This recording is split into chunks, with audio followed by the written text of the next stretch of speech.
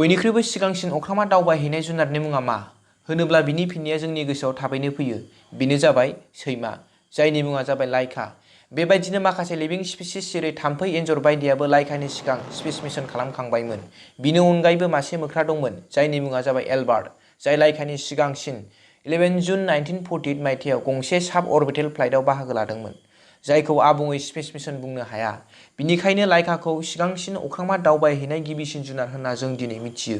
लाइकानि सोमोन्दै खोनानाय लोगो लोगोनो जों गोग्गानाय मोनखाङो, मानोना बुहुमनि गासै जिउआरिफोरनि गेजेराव ओरैबायदि मासे जिउआरिमोन जाय गिबिसिन अख्राङाव दावबायहैदोंमोन।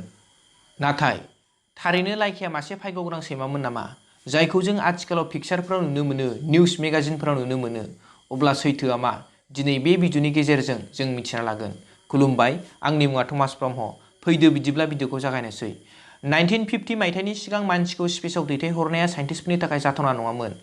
स्पेस मिशनाव मानसिया थांना थानो हागोन ना हाया बेखौ मिथिनो थाखाय गुबुन गुबुन जिउआरिफोरखौ स्पेसआव दैथायहरनाय जायोमोन।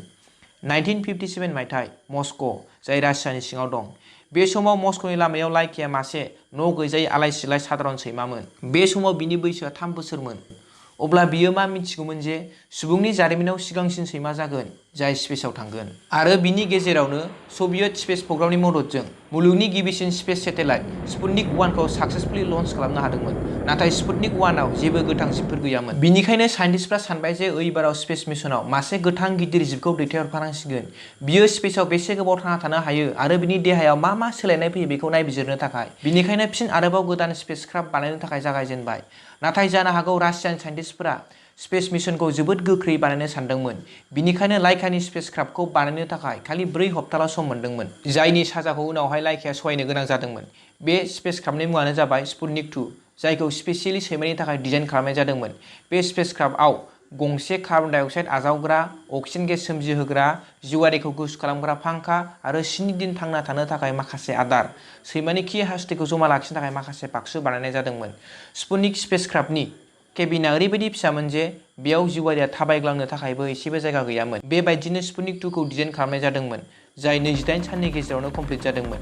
दानिया खालि सैमाखौल' नागिरनो गोनांसैमोन। सभियेटनि स्पेस साइन्टिस्टआ लामानि बिगुमा गैजायै आलाय-सिलाय सैमाखौ सायख'दोंमोन, मानोना बेबायदि सैमाया न'आव फिजानाय सैमानिख्रुइ बांसिन चालाक आरो एक्सट्रिम कन्डिशनाव थानो हानाय हुदा दंखायो, जाय स्पेस मिशननि थाखाय बेबायदिखौनो गोनांथि।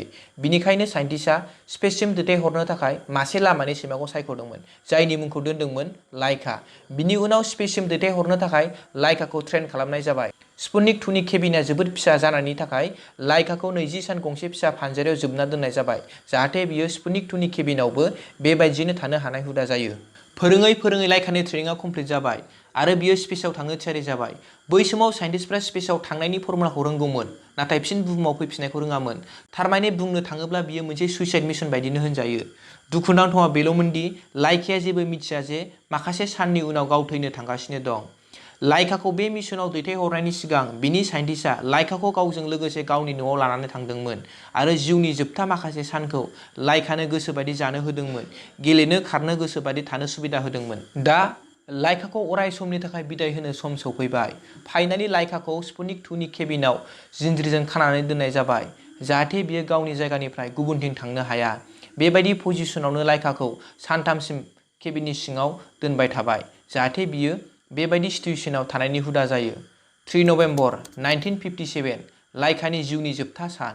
स्पुटनिक 2 खौ लन्च खालामनायनि माखासे सम सिगां लाइकानि स्पेसक्राफ्टखौ जोबथा बन्द खालामनायनि सिगां सासे टेकनिशियाना लाइकानि गन्थंआव खेबसे खुदुमना जोबथा बिदाय होबाय, मानोना बियो मिथिगौ जे लाइकाया माब्लाबाबो बुहुमाव फैफिननाय नंला। बिनि उनाव स्पुटनिक 2 खौ लन्च खालामबाय आरो स्पुटनिक 2 आ लाइकाजों लोगोसे बुहुमनि जानगार गोजौ फारसे दावखोलांनो हमबाय। नाथाय टेकनिकेल गोरोन्थिनि जाउनाव स्पुटनिक 2 नि मोनसे बाहागोआ रकेटनिफ्राय आलादा जानो हायाखिसै। जानो हागौ 4 हप्तानि गेजेराव गंसे स्पेसक्राफ्टखौ बानायनाया थोजासे सान नङामोन। बिनि जाउनाव लाइकानि केबिनआव टेम्पारेचारआ जोबोद गोख्रै बारायनो हमबाय आरो लाइकानि हार्ट रेटआ सिगांनिफ्राय बांसिन बांलांनो हमबाय। नर्मेल हार्ट रेटआ 103 निफ्राय 240 सिम बांलांनो हमबाय। बेनिफ्राय बे बाथ्राया रोखा जायो दि बे समाव लाइकाया दुंथायनि जाउनाव बेसेबां खस्थ' सहायनो गोनां जादोंमोन। बेबायदिनो 3 घन्टासिम लाइकाया गावनि थैनायजों जुजिनो गोनां जादोंमोन। 5 घन्टानि उनाव टेम्पारेचारआ ओरैबायदि बांबाय, लाइकानि सेन्सरनिफ्राय सिगनेल फैनाया बन्द जाबायमोन। बेजों लोगोसे लाइकायाबो थैबाय।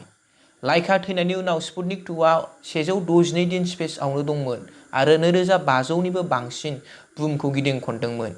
बिनि उनाव 14 एप्रिल 1958 आव स्पुटनिक 2आ बुहुमनि एटमस्फियाराव हाबनाय लोगो लोगोनो थैनानै थानाय लाइकाजों लोगोसे खामग्लिना जोबस्रांबाय।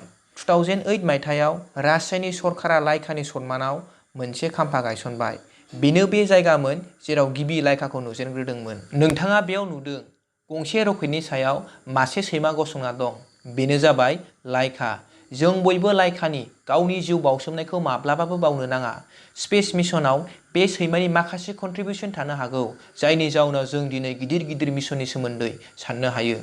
होनब्ला साइन्सआ गावनि सुबिदानि थाखाय सुबुंनि एडभान्समेन्ट आरो डेभेलपमेन्टनि थाखाय बेबायदि जिउआरिफोरखौ बलिदान होनायखौ एबा जिउआरिफोरनि सायाव एक्सपेरिमेन्ट खालामनायखौ नोंथाङा मोजां सानो नामा एबा नोंथाङा बिनि सायाव मा सानो बेखौ गाहायाव कमेन्ट होनो दाबाव।